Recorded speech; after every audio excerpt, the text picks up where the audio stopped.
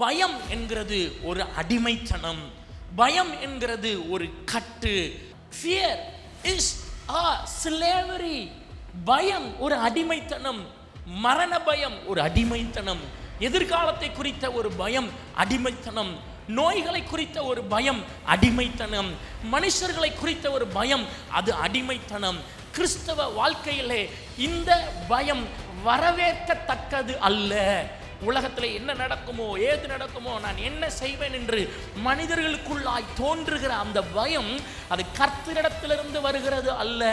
அதனால தான் ரட்சிக்கப்பட்டவர்களை குறித்து வேதம் சொல்லும் பொழுது சொல்லப்படுகிறது, தேவன் நமக்கு பயமுள்ள ஆவியை கொடாமல் பலமும் அன்பும் தெளிந்த புத்தியும் உள்ள ஆவியையே கொடுத்திருக்கிறார்.